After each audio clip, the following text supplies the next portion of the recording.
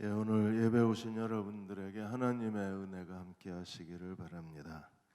5월 31일이 한국교회의 슈퍼 선데이로 우리가 선언을 하고 교회가 예배가 완전히 회복되는 주일이 되도록 그렇게 저희가 결의를 했는데, 이번 이태원 클럽 그 코로나 사태로 인해서 상황이 어떻게 될지 잘 모르겠습니다.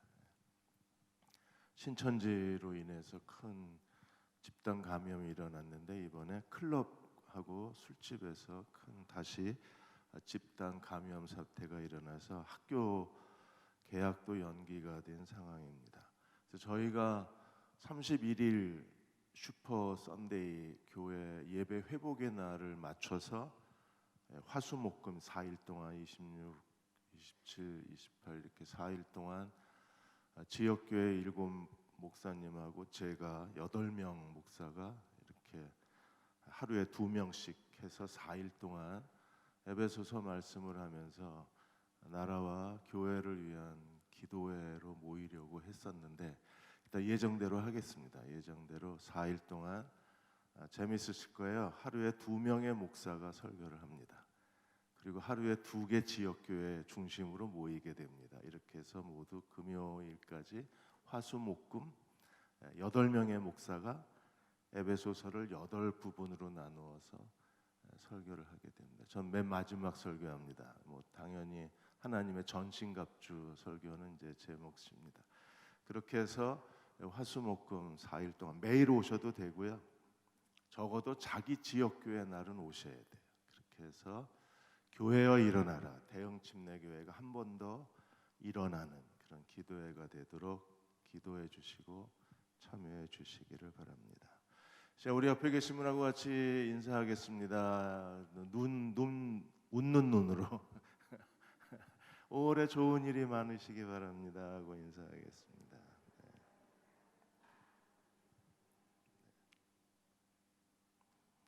이혜인 수녀님의 시입니다. 올해 좋은 일이 많아지기 바랍니다.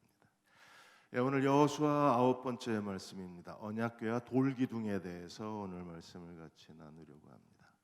전 민주 노총 부위원장께서 이번에 그 정의기억연대 사태에 대한 칼럼을 하나 쓰셨습니다. 이분은 저도 잘 아는 분인데, 이 정의기억연대의 이 파문으로 인해서 이분이 아주 솔직하게 그 글을 쓰셨어요. 지난 40년 동안 사회운동, 연대, 노동운동 과정에서 조직이나 그 직함을 이용해서 정치나 출세하는 많은 사람들을 지켜봐 왔다. 그게 마음 아프다 그랬습니다.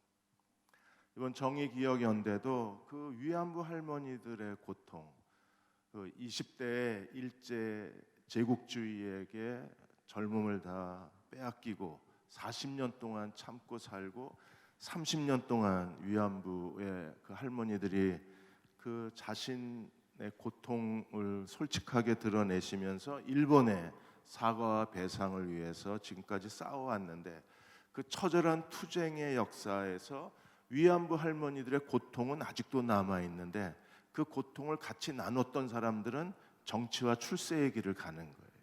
그래서 이건 부당하다고 이야기를 하셨습니다.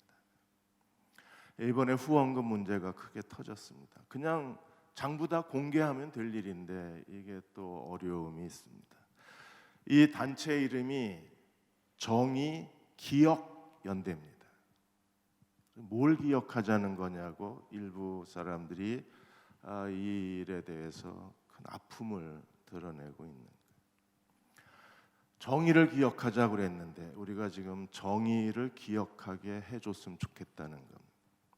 기억은 중요합니다. 위안부 할머니들에게 그분들의 기억, 그거에 대한 일본의 사과와 배상, 하나님의 나라도 기억이 중요합니다. 그래서 오늘 하나님께서 요단강을 건너가게 하시고 기억, 이스라엘 백성을 기억하게 하기 위해서 기념비, 돌기둥을 세우신 거예요.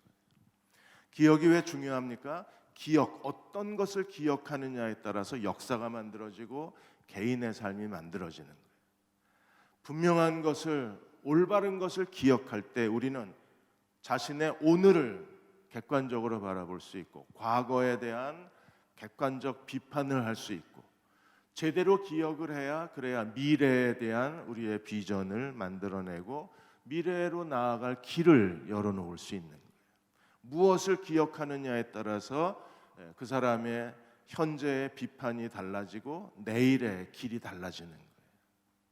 치매가 무서운 이유가 어디 있습니까? 기억을 잃어버리는 거예요.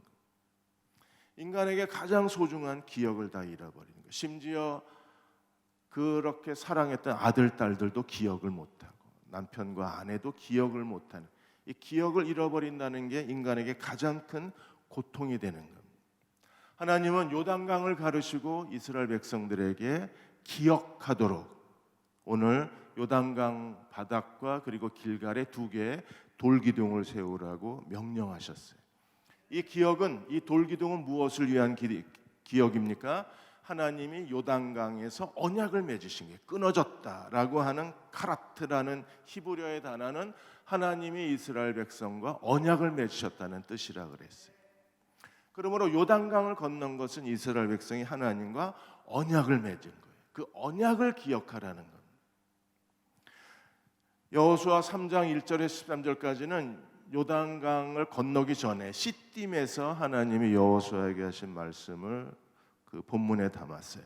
3장 14절에서 오늘 4장 9절까지는 요단강을 건너는, 요단강에서 일어난 일을 그 본문에서 기록했습니다. 4장 10절에서 24절까지는 요단강을 건너서 여리고 평지에서 일어난 일을 기록하고 있습니다. 오늘 요단강에서 어떤 일이 일어났을까요? 3장 14절에 17절까지 우리가 지난주에 보았습니다. 하나님이 이스라엘 백성을 요단을 건너게 하셨는데, 그 당시에 요단의 상태가 어떤 상태였어요? 요단이 3장 15절에 보시면 요단이 곡식 거두는 시기에는 항상 언덕에 넘쳤다 그랬어요. 그러니까 인간의 힘으로는 요단강을 건널 수 없다는 거예요. 왜? 언덕이 넘치고 있었으니까. 거대한 홍수가 일어나서. 그러면 이 요단강을 건넌 것은요, 인간의 노력이나 인간의 능력이 아니라 하나님의 능력으로 이 요단을 건넜다는 것을 강조하고 있는 거예요. 하나님께서 그분의 능력으로 요단강을 가르시고 끊으시고 쌓여 서게 하시고 이스라엘 백성을, 그 요단강을 마른 땅처럼 건너게 하신 하나님이심을 믿으십니까? 하나님이 요단을 어디서 멈추게 하셨어요? 하나님께서 그 16절에 보시면 위로부터 흘러내리던 물이 그쳐서 사르단 가까운 매우 멀리 있는 아담, 요단강에 매우 멀리, 이스라엘 백성이 건너는 지역에서 매우 멀리 있는 아담 성읍에서 하나님이 요단물을 끊어버리셨어요. 그러면 이스라엘 백성이 여리고 앞에서 바로 건넜는데, 이 아담은 대략 한 30km 떨어진 지역에서 하나님이 요단물을 끊어버리신 거예요. 그래서 이스라엘 백성이 30km 전에서 끊어지고 마른 땅이 됐으니까 이스라엘 백성들이 그 60만 3,550명, 거의 200만이 넘는 사람들이 반나절 만에 요단강을 건널 수 있었던 것은 이렇게 하나님 멀리서 아예 요단강을 끊어버리신 거예요. 하나님의 능력이 어떤 능력인가를 상징적으로 보여주는 사건입니다. 이렇게 요단을 건너고 나서, 요단을 건너면서 하나님이 4장 1절과 2절에서 여호수아에게 명령하시기를, 뭐라고 명령하셨어요? 4장 2절에 백성의 각 지파에 한 사람씩 12명을 택하라. 12 지도자를 택해라. 그럼 이 사람들이 해야 될 중요한 일이 무엇입니까? 3절에 요단 가운데 제사장들이 발이 굳게 선 그곳에서 12지파를 대표하는 12개의 돌덩어리를 가져다가 너희가 머무는 곳에 두라고 명령하셨어요. 그러니까 12대표가 이스라엘 12지파를 대표하여 12개의 돌덩어리를, 그 제사장이 요단강에 서 있었던 그 자리에서 12개의 돌덩어리를 가져다가 유숙할 곳에 두라고 하나님이 여호수아에게 명령하셨어요. 그러자 4절에 여호수아가 이스라엘 백성에게 명령합니다. 하나님 명령하시면 여호수아는 즉시 그 명령을 순종을 했어요. 그리고 시행을 했습니다. 4절에 이스라엘 자손 중에 12지파의 한 사람을 선택을 해서 5절에 하나님 명령하신 걸 그대로 전했습니다. 요단 가운데 들어가라.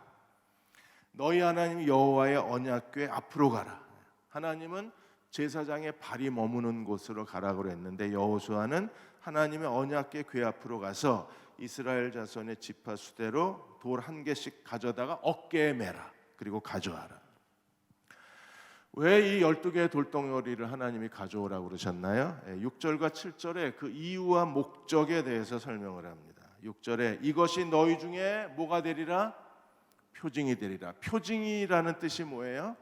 너희에게 기억하게 하리라. 표징은 기억입니다. 하나님이 이스라엘 백성이 기억하기를 바라신 거예요. 뭘 기억하기를 바라셨어요?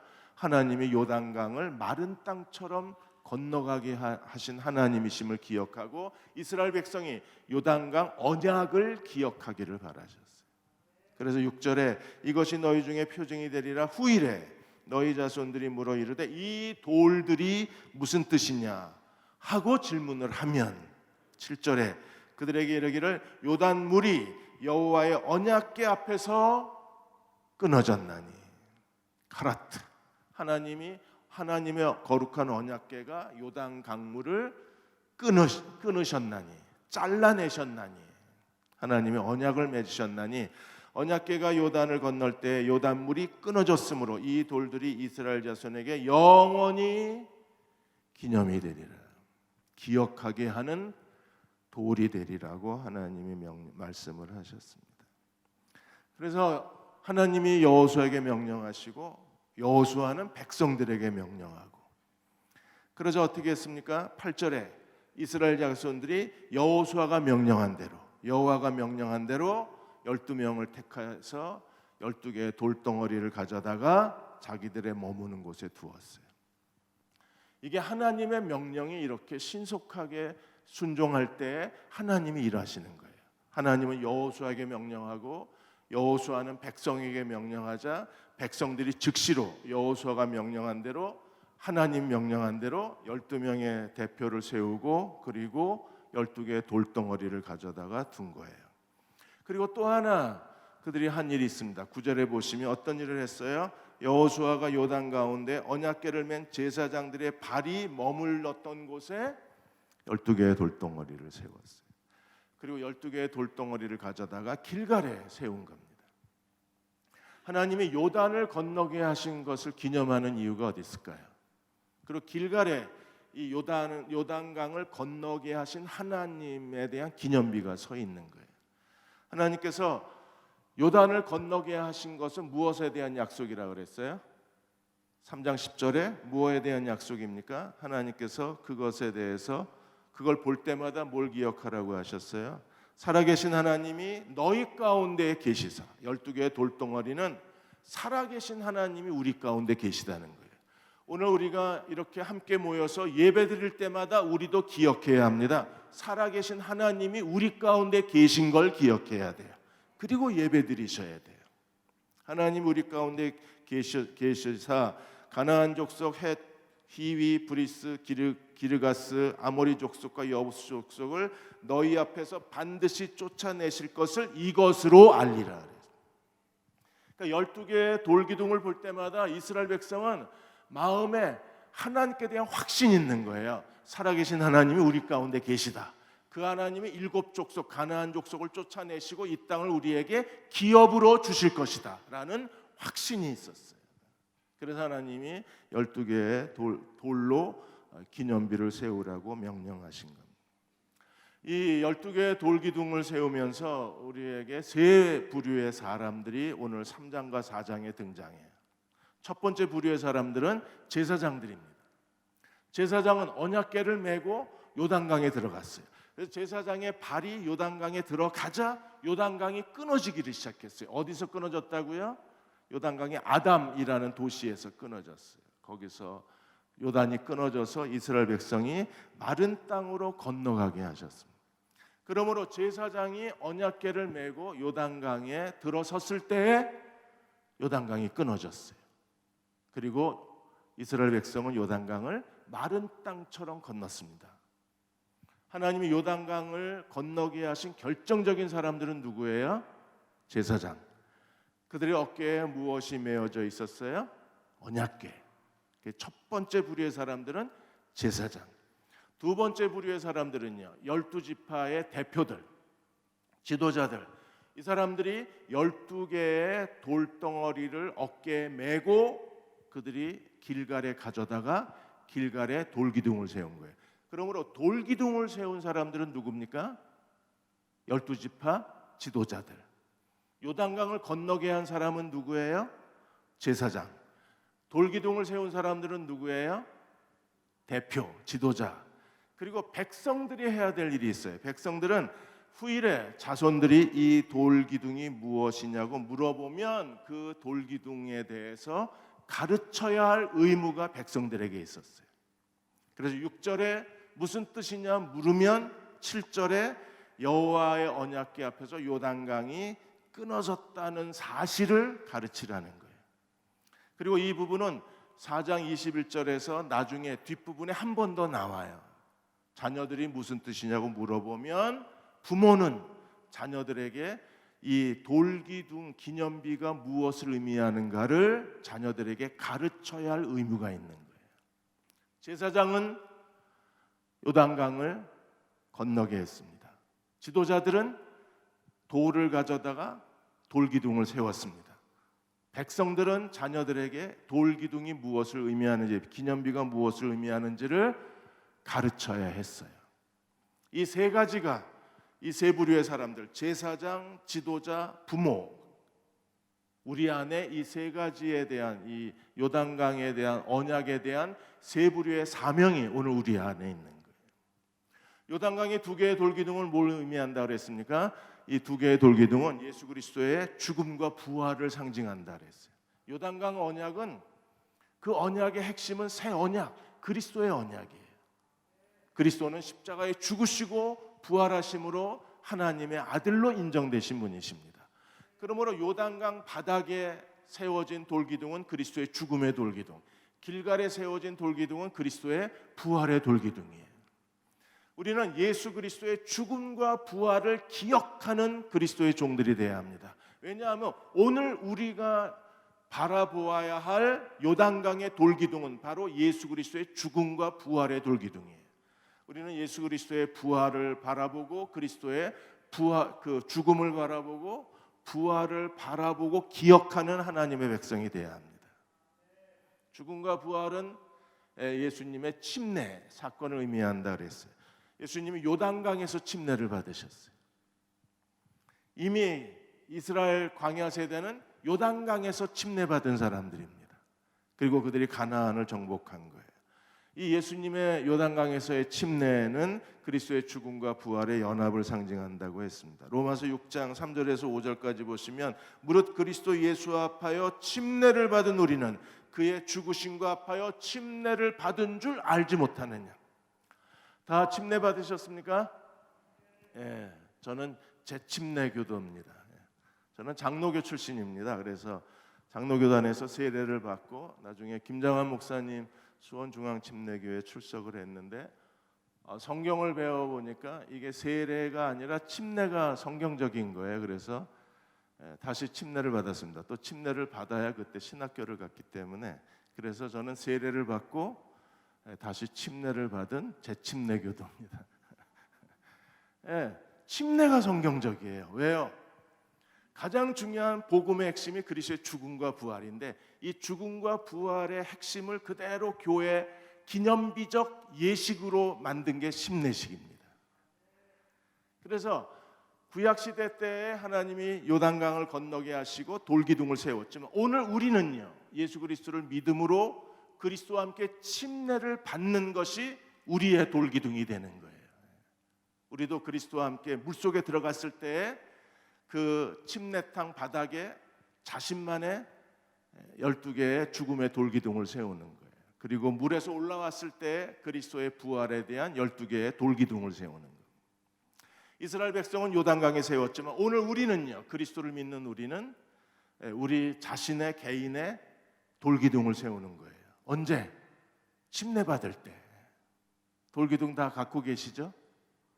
이사 갈 때 꼭 갖고 가셔야 돼요. 교회를 옮겨도 꼭 가지고 가셔야 돼요. 그래서 그리스도와 함께 침례를 받는 것은요, 그의 죽으심과 합하여 침례를 받은 줄 알지 못하느냐.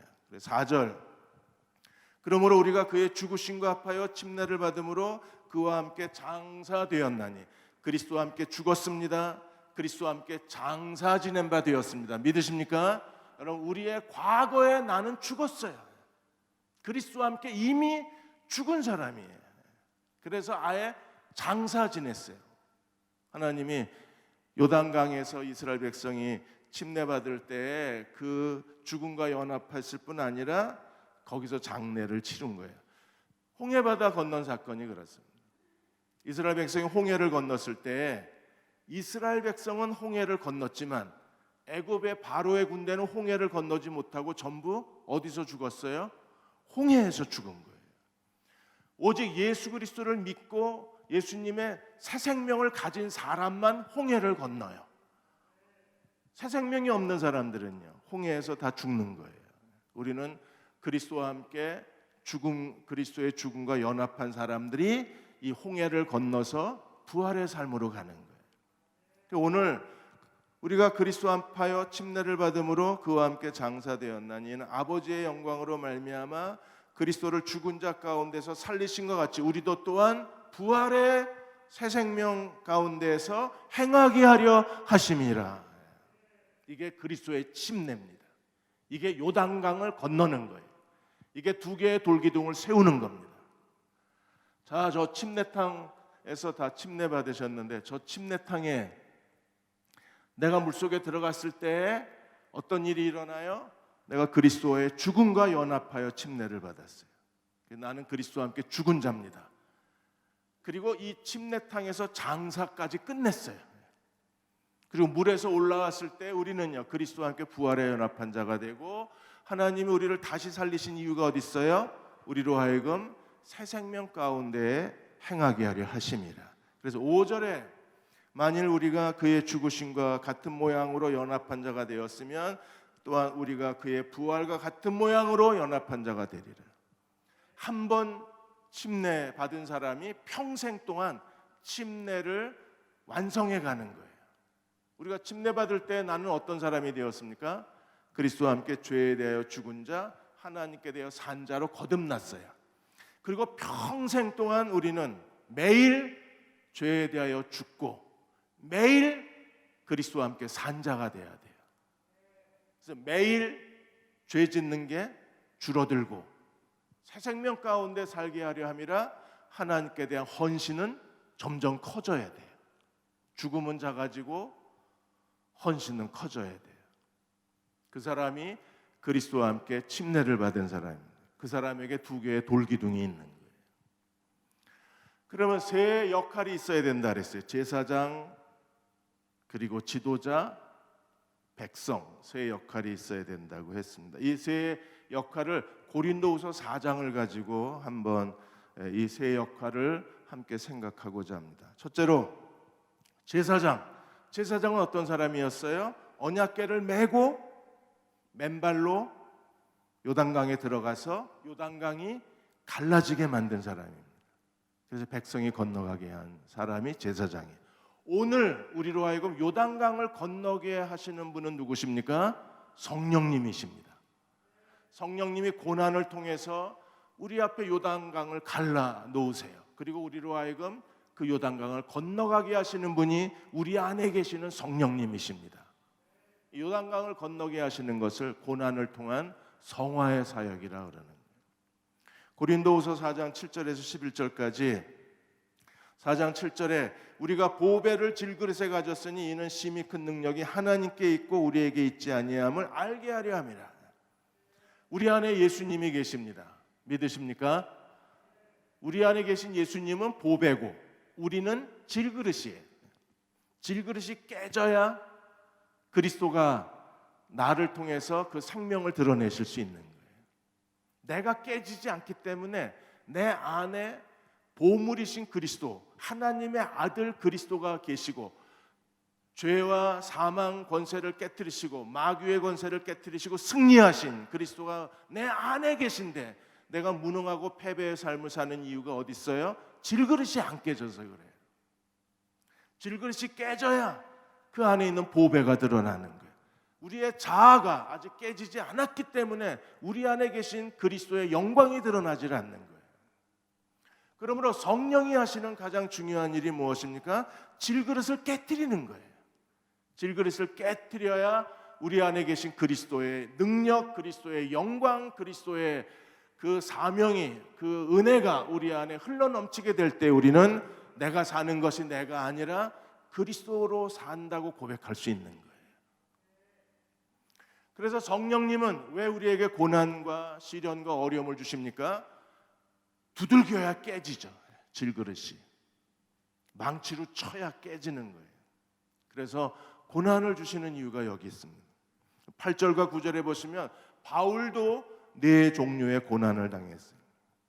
그가 이방인의 사도, 복음의 사도인데도 고난은 멈추질 않았습니다. 그래서 8절에 사방으로 우겨쌈을 당하여도 쌓이지 않고 답답한 일을 당하여도 낙심하지 않고, 9절에 박해를 받아도 버림받지 아니하고 거꾸로 뜨림을 당하여도 망하지 아니하고, 네 가지: 우겨쌈, 답답한 일, 박해, 거꾸로 뜨림. 그럼에도 이런 시련을 당하지만 그러나 무너지지 않아요.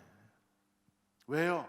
이러한 시련은 우리를 하나님이 쓸모없게 만들려고 하는 게 아니라 우리의 교만을 깨트리시는 거예요. 우리를 겸손하게 만드시는 겁니다. 우리의 교만의 질그릇이 깨져야, 그래야 우리 안에 계신 그리스도를 우리가 의지할 수 있는 거예요. 그래서 11절 이렇게 하시는 이유가 어디 있어요? 10절에 우리가 항상 예수의 죽음을 몸에 짊어짐은 예수의 생명이 우리 몸에 나타내려 하려 하심이라. 고난을 주시는 이유는 우리가 그리스도와 함께 죄에 대해 죽은 자로 만드시는 거예요. 그래야 예수의 생명이 나타나요. 예수님의 생명이 나타나면 하나님이 우리의 고난을 통해서 새로운 길을 열어주실 수 있어요. 예수의 생명이 나타나면 우리가 죽을 병에 걸렸어도 다시 치유의 기적이 일어나는 거예요. 소경이 눈을 뜨고 안진뱅이가 일어나고, 그리고 죽은 자가 다시 살아나고, 하나님이 홍해바다의 길을 열어놓으시고 여리고가 무너지는 것은요, 전부 예수님의 생명이 나타나는 거예요. 이 예수의 생명이 나타나려면 먼저 예수의 죽음이 역사해야, 그래야 예수의 부활이 역사하는 거예요. 그래서 11절에 우리 살아있는 자가 항상 예수를 위하여 죽음에 넘겨짐은 예수의 생명이 또한 우리의 죽을 육체에 나타내려 하려 하심이라. 그래서 고난이 있습니다. 하나님이 우리에게 여러 가지 어려움을 주시면 하나님, 내 질그릇이 깨지게 해주십시오. 내가 죽음에 넘기운 바 되게 해주십시오. 예수님의 죽음과 연합한 자가 되게 해주십시오. 죽음과 연합한 자가 되어야 부활에 연합한 자가 되는 거예요. 그때 우리는요, 예수님의 생명을 가지고 사는 자가 될 수 있어요. 예수님의 생명으로 사셨던 분 중에 미국의 전 국무장관이었던 다니엘 웹스터라는 분이 계십니다. 이분은 아주 신실하게 그리스도를 위해서 자신의 모든 것을 다 바치신 분이셨어요.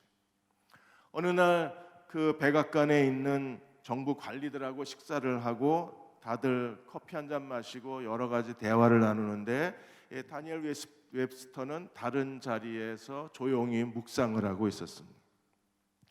무슨 생각을 하나 궁금했던 한 사람이 가서 다니엘 웹스터에게 질문을 했습니다. 무슨 생각을 하고 있냐? 당신의 인생의 가장 중요한 생각은 뭐냐고 질문을 했을 때 웹스터가 이렇게 얘기했습니다. 내가 무슨 일을 하든지, 그게 개인적인 일이든 정부의 일이든 교회의 일이든, 내가 무슨 일을 하든지 마지막 날 하나님 앞에 가서 반드시 이 일을 책임질 수 있을까를 생각하고 일을 한다 그랬어요. 우리도 하나님 앞에 그래야 합니다. 언젠가 우리가 하는 모든 일을 하나님 앞에 가서 다 책임져야 돼요. 책임질 수 있을까를 생각하고 산다. 이게 생명이 있는 사람들입니다. 예수님의 생명이 있는 사람들은 항상 언젠가 우리의 행위에 대해서 선악간에 하나님 앞에서 심판받을 사람처럼 말하고 행동해야 돼요. 그 이유가 무엇입니까? 우리는 그리스도와 함께 살아있기 때문에 그렇습니다. 그러므로 성령님은 오늘도 시련과 어려움을 통해서 우리에게 하시는 일이 뭐예요? 우리에게 두 개의 돌기둥을 세우시는 거예요. 우리의 자아를 깨트려서 죽음의 자리에 돌기둥을 세우고, 예수님을 의지하는 법을 가르치셔서 부활의 자리에 돌기둥을 세우게 만드시는 분이 성령님이십니다. 죽음이 역사한 자리에 생명이 역사하게 하시는 거예요. 그러므로 힘들고 어려워도 주님께 복종하십시오. 성령님은 오늘도 우리를 연단하셔서 우리를 예수의 죽음에 넘기우시는 것은 예수님의 생명이 우리 안에 역사하도록 만드시기 위함입니다. 두 번째로 제사장, 그 다음에 뭐가 있어요? 지도자. 12지파의 대표들이, 그들이 12개의 돌덩어리를 각자 어깨에 메고 가지고 가서 길갈에 돌기둥을 세웠어요. 이 두 개의 그 돌기둥을 세우는 지도자는 어떤 사람입니까? 오늘 그리스도 안에서 오늘 이 시대의 목회자들, 사역자들을 의미합니다. 교회는 목회자의 희생을 먹고 자라나는 거예요. 어렸을 때 그 아이들이 성장할 때 그 부모의 희생을 먹고 자라잖아요. 엄마의 희생을 먹고 자랍니다. 그 후에 2시간마다 애 젖을 먹여야 되는지 잘 모르겠지만 어떤 분은 그냥 울면 배고프다 그러면 먹여라 그랬는데 어떤 부모는 자고 있는 애를 깨워서 먹여요. 2시간마다 먹이라 그랬다고. 전부 성장하는데 부모의 희생으로 우리가 성장을 했어요. 그런 것처럼 교회도 목사의 희생을 먹고 자라는 거예요. 고린도후서 4장 12절에 15절까지 세 번역으로 읽어드리겠습니다. 세 번역에 보시면, 그래서 우리에게는 죽음의 힘을 떨치고, 죽음이 힘을 떨치고 여러분에게는 생명이 힘을 떨칩니다. 하나님이 목회자에게 사망이 역사할 때 교회는 생명이 역사한다는 거예요. 죽음과 사망의 이 방정식에서 하나님 나라의 두 개의 돌기둥, 죽음의 돌기둥, 부활의 돌기둥, 두 개의 돌기둥 가운데 죽음의 돌기둥, 요단강이 다시 흘러넘쳤을 때 요단강 바닥에 있는 돌기둥은 안 보여요. 어디에 있는 돌기둥만 보여요? 길갈에 있는 돌기둥만 보여요. 그런 것처럼 교회는 하나님의 종들의 희생을 먹고 사는 거예요. 그래서 죽음은 목사에게 역사하고 생명은 교회에 역사하는 거예요. 13절에 성경에 기록한 대로 나는 믿었으므로 말하였다 하였으니 우리도 그러한 믿음을 일으킨 같은 영을 가지고 있으므로 우리도 믿고 있고 또한 우리도 말합니다. 그렇다면 고난을 당하고 시련을 당하는 목사는 잘못됐나요? 아니요. 우리는요, 다 교회와 목사는 같은 믿음을 갖게 하는 성령에 의해서 같은 믿음을 가진 사람들입니다. 믿음을 주신 분은 한 성령님이세요. 우리가 같은 믿음을 가졌습니다. 근데 왜 이런 일이 일어나야 되나요? 14절에 부활의 날에도 우리는요 함께 서요. 언젠가 우리가 여러 가지 힘든 시간이 있었고 아픈 시간이 있었지만, 그러나 천국에 가면요 목사와 교회가 같이 하나님의 나라에 들어가서 같이 영광을 받아요. 그러니까 너무 그렇게 미워하지 마십시오. 어차피 같이 함께 하나님 앞에 서요. 진짜요? 14절에 이렇게 얘기했어요. 우리는 주 예수를 살리신 분이 예수와 함께 우리를 살리시고, 우리 안에는 목사와 교회가 다 들어있는 거예요. 여러분과 함께 자기 앞에 세워주시리라는 것을 알고 있습니다. 하나님이 사도들을 부활시켜서 하나님 앞에 서게 하실 뿐 아니라 여러분 고린도 교회와 함께 하나님 앞에 세워 주실 것을 알고 있다 그랬어요. 고린도 교회가 바울을 얼마나 힘들게 했어요. 그런데 바울은 그 고린도 교회에 대해서 얘기하기를 예수님이 우리를 살리시고 여러분과 함께 하나님 앞에 서게 하실 것이다. 목사와 교회는 같이 가는 거예요. 근데 15절에 이 모든 일은 다 여러분을 유익하게 하려고 일어난 일입니다. 교회 안에 일어난, 고린도 교회 안에서 그 사도들에게 일어난 모든 일들에 대해서 그 일은 결코 우리를 힘들게 하거나 우리에게 시련을 주려고 일어난 일이 아니라 그 시련을 통해서 하나님이 교회를 유익하게 하려는 거예요. 어떤 유익이요?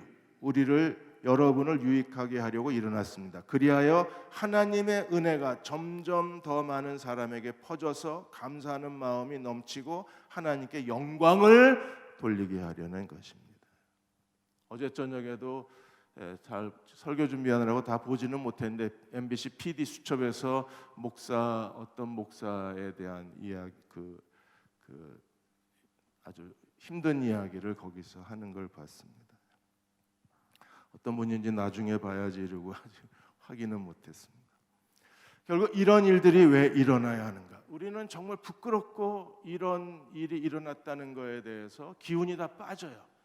그러나 이런 일을 통해서 하나님이 궁극적으로는 교회를 유익하게 하시고 그로 인하여 우리 안에 하나님의 은혜가 점점 더 커져서 모든 사람이 다 감사하고 하나님께 영광을 돌리게 한다는 거예요. 이런 일은 정말 힘든 일입니다. 그럼에도 이런 일을 통해서 우리는 하나님의 뜻을 분별하고 좀 더 영적으로 성숙해져서 하나님의 은혜가 우리 안에 쌓여져서 은혜가 커져서 하나님께 감사하고 하나님께 영광을 돌리게 만든다는 거예요.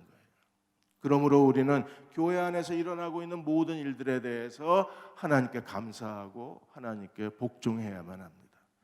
그 시련을 통해서 교회가 점점 더 성장해 간다는 걸 믿어야 하기 때문에 그렇습니다. 칩 잉그램 목사님이 탈바꿈이라는 책에서 나비는 그 고치 안에서 성장하는 것처럼 교인들은 그리스도인은 공동체 안에서 성장한다 그랬어요. 우리 안에 인간관계의 아픔이 있습니다. 교회 안에 소그룹에서 목장에서 같이 사역을 하다가 성경 공부하다가 또 여러 가지 친한 친구들 모임에서 우리는 갈등이 일어나고 아픔이 있고 그 세상 사람보다 교인들이 더 치사하다 그러고 세상 사람보다 교인들이 더 마음을 열지 않는다고 얘기합니다. 인간관계 갈등과 아픔이 있어요. 왜 이런 일이 일어나야 되나요? 하나님을 예배하고 예수 그리스도의 몸인 교회에서 왜 인간관계 갈등이 일어나요? 칩 잉그램 목사는 이렇게 말합니다. 그런 갈등을 통해서 하나님이 우리를 변화시킨다고. 우리의 삶을 달라지게 만들고 있다는 거예요. 탈바꿈. 우리로 하여금 하나님의 백성답게 만드는 것은 이런 인간관계 갈등을 통해서 교회는 점점 성숙해져 가고 그리스도인은 예수님을 본받게 되는 거예요. 그러므로 교회 안에 이런 갈등이 있고 인간관계 아픔이 있는 것에 대해서 우리가 힘들어할 것이 아니라 오히려 이런 갈등이 없는 것을 힘들어해야 된다 그랬어요. 갈등이 있다는 것은 우리가 성장하고 있다는 것을 의미한다 그랬어요. 목사와 교회 관계도 마찬가지입니다. 출애굽 공동체, 모세 공동체는요. 모세가 끊임없이 이스라엘 백성들에게 어려움을 당하고 원망을 당하고 또 지도력의 시험을 당하고 심지어 아론과 미리암이 모세를 대적하고 제사장 아론의 레위 자손들도 모세를 대적하고 모세는 정말 힘든 시간을 지나야 했어요. 그러나 그러한 시간을 통해서 하나님의 일이 멈췄나요? 아니요. 오히려 하나님은 하나님의 구속사의 새로운 그 진리를 우리 가운데 그대로 보여주실 수 있었어요. 그리고 나서 여호수아 공동체가 됐을 때 여호수아서는요 더 이상 지도자와 그 백성들의 갈등이 없어요. 여호수아서는요 오직 여호수아에 대해서 신뢰와 존경과 복종만 있어요. 출애굽 공동체는 정말 갈팡질팡이었어요. 모세는 정말 힘든 시간을 거쳤습니다. 그러나 모세의 그런 희생의 대가가 있었기에 하나님은 출애굽 공동체를 광야의 새로운 공동체로 만드셔서 가나안 땅을 주실 수 있었던 거예요.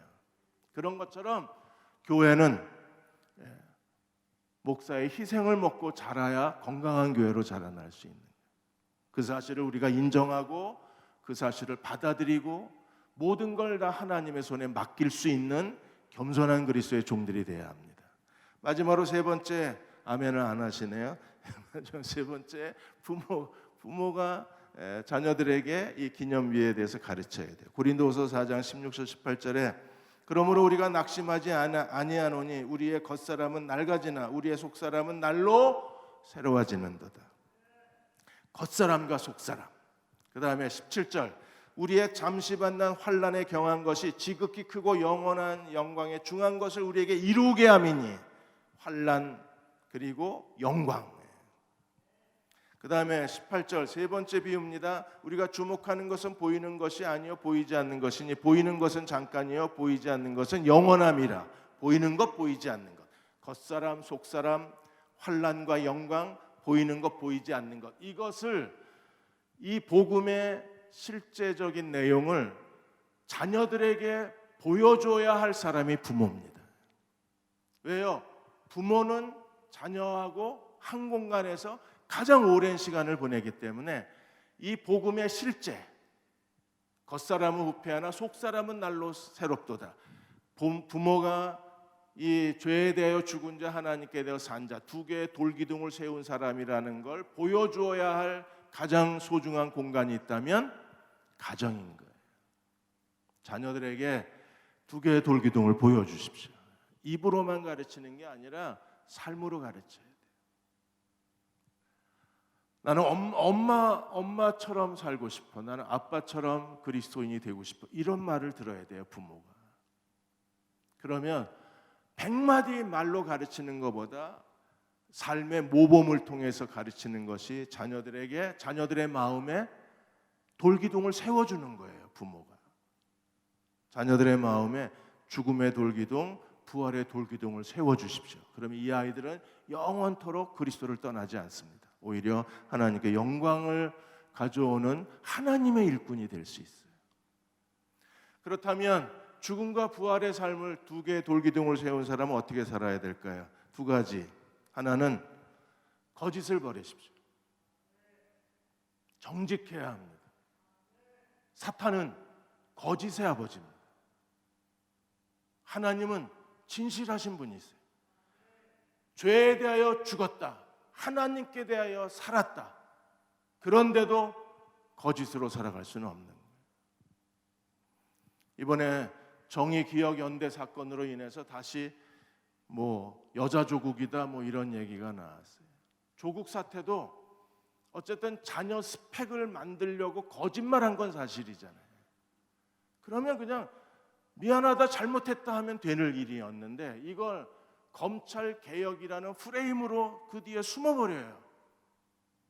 잘못한 건 잘못한 거죠. 정의연대 윤미향 당선인도 마찬가지입니다. 미안하다. 그리고 장부 다 공개하고 이건 내가 잘못했다고 인정하면 끝날 일인데 이걸 다시 친일, 반일 프레임으로 빠져나가요. 이런 게 우리를 너무 마음 아프게 하는 거예요. 이번에 이태원 그 클럽 사건이 일어나자 그 신천지가 정부에 대해서 비판을 했어요. 신천지는요, 한국교회 거짓 단체입니다. 거짓이 거짓을 비판을 한 거예요. 그래서 이게 이태원 클럽이 일부 언론에서 게이 클럽, 동성애자 게이 클럽이라고 표현을 쓴 것에 대해서 정부에서 게이 클럽이라고 말하지 말고 이태원 클럽이라고 하라고 그랬어요. 그랬더니 신천지가 들고 일어난 겁니다. 우리 때는 그렇게 부당하게 대우를 하더니 게이들의 인권을 위해서 정부가 이렇게 세심하게 게이 클럽이라는 말도 쓰지 못하게 한다고 그렇게 신천지가 비판을 했습니다. 거짓이 거짓을 비판하는 게 우리를 당황스럽게 만드는 거예요. 사랑하는 교우 여러분, 우리 안에 그리스도가 계시면 진실하면 돼요. 잘못한 건 그냥 잘못했다 그러고 아닌 건 아니라 그러고 이해할 것은 이해하고 그렇게 살면 그들이 그리스도와 동행하는 사람들이에요. 두 번째로 염려하지 말고 기도하십시오. 염려는 세상 사람들이 사는 법입니다. 우리는요 기도로 사는 사람들이에요. 예수님이 포도나무가 되시고 우리는 가지들입니다. 포도나무에 붙어 있어야 살아요. 어떻게 우리가 포도나무에 붙어서 살 수 있나요? 염려하지 않고 기도하는 겁니다. 조이스 마이어 목사님이 단순한 기도가 주는 기쁨이라는 책에서 그 얘기를 했습니다. 기도와 염려는 서로 다른 세계가 사는 방법이라고 그랬어요. 사탄은 우리 마음에 끊임없이 염려를 줍니다. 그래서 만일에 우리가 염려하면 어떤 일이 벌어져요? 우리 안에 성령이 완전히 불이 꺼져요. 성령의 불이 꺼지고 영적 침체가 오고 기도의 능력이 사라져 버려요. 염려가 들어오면. 그래서 하나님이 어떻게 하라고 말씀하셨어요? 아무것도 염려하지 말고 너희 구할 것을 감사함으로 하나님께 아뢰라 그랬습니다. 염려가 들어오면 순식간에 성령의 불이 꺼지고 우리가 영적으로 침체되고 영적으로 방황이 시작되기 때문에 염려가 들어오면 즉시로 기도로 하나님께 맡겨야 돼요. 염려가 들어왔을 때 기도로 하나님께 이 염려를 맡기지 않으면 염려가 우리를 죽이는 거예요. 우리는 세상 사람하고 똑같이 살아가는 겁니다. 염려하지 말고 기도하십시오. 하나님 뭐라고 말씀하셨어요? 우리가 염려하는 것을 하나님이 염려해 주시겠다 그랬어요. 나보다 더 염려하시고 나보다 더 그 일의 해결 방법을 알고 계시고 어떻게 그 일을 해결해야 될지 능력을 갖고 계신 분은 하나님이십니다. 그러므로 한숨 쉬지 말고 기도하는 종들이 돼야 돼요. 그렇게 될 때 우리는 그리스도로 사는 자가 될 수 있습니다. 두 개의 돌기둥을 세운 사람은 자기 뜻대로 사는 게 아니라 하나님 뜻대로 살아요. 하나님 앞에 하나님 뜻대로 오늘을 살아가는 그리스도의 종들이 되시기를 주의 이름으로 축원합니다. 이제 우리 함께 찬양하겠습니다. 303장입니다. 날 위하여 십자가의 중한 고통 받으사. 우리 이 찬양 부르시고 기도하고 조 목사님 축도 받겠습니다.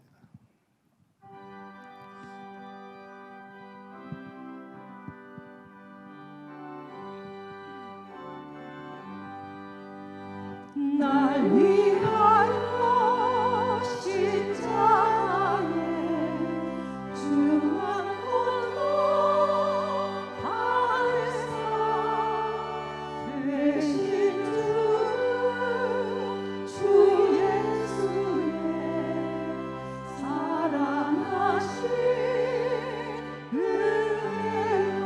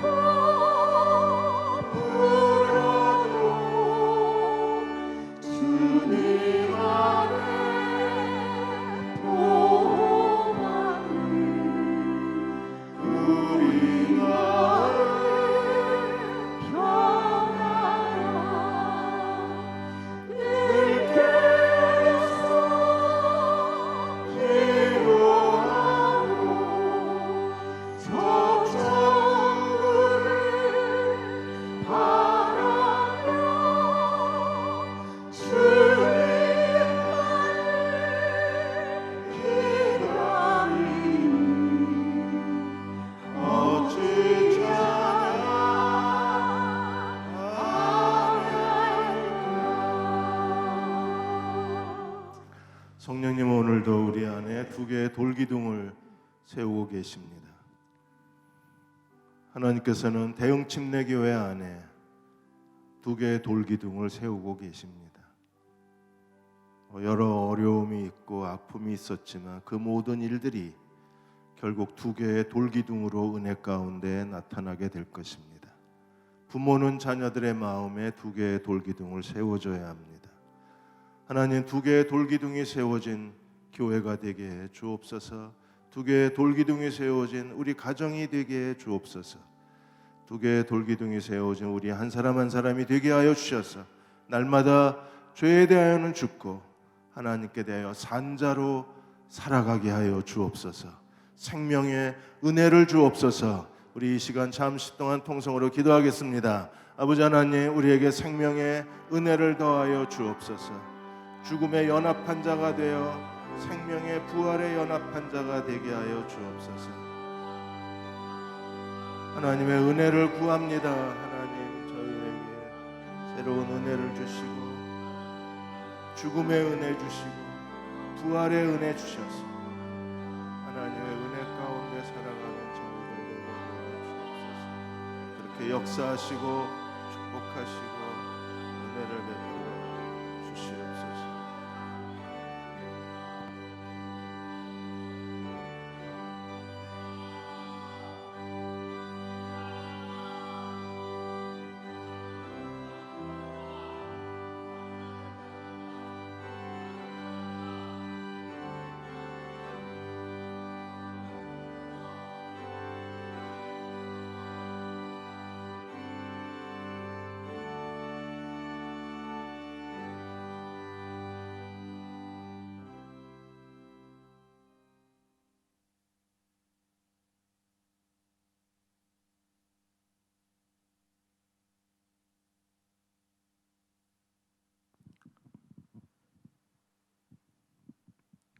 아담과 하와를 하나님의 말씀을 불순종하게 해서 죄를 지켜서 사망의 열매를 맺게 한 마귀 사탄은 오늘도 많은 사람들을, 믿는 사람들을 유혹해서 주님 근심과 걱정 가운데 죄악 가운데 살다가 사망의 열매를 맺을 것을 자꾸 우리 믿는 사람을 유혹하고 넘어뜨리고 있습니다.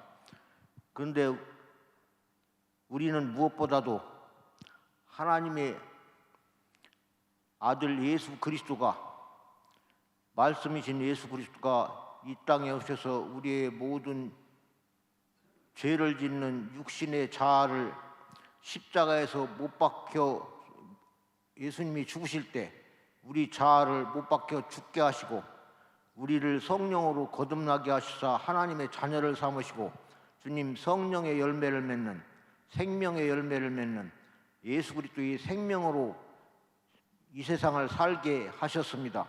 주님, 우리 모든 대형교회의 성도들이 이와 같이 성령 안에서 생명의 새 열매를 맺게 하시고 주님, 많은 영혼들을 구원하는 구원자가 되게 하시고 예수 그리스도께서 이 땅에서 생명의 복음을 끝까지 전파했던 것처럼 우리가 생명의 복음의 전파자가 살 수 있도록 역사하시고 우리의 주인 되신 예수 그리스도를 우리 마음 가운데 왕으로 모시고 주님께 온전히 순종하고 주의 말씀을 준행하고 말씀으로 사는 하나님의 거룩한 백성이 되게 하여 주시옵소서. 이와 같은 마음의 소원을 갖는 모든 대형교회 성도들에게 지금은 하나님 아버지의 극진하신 사랑하심과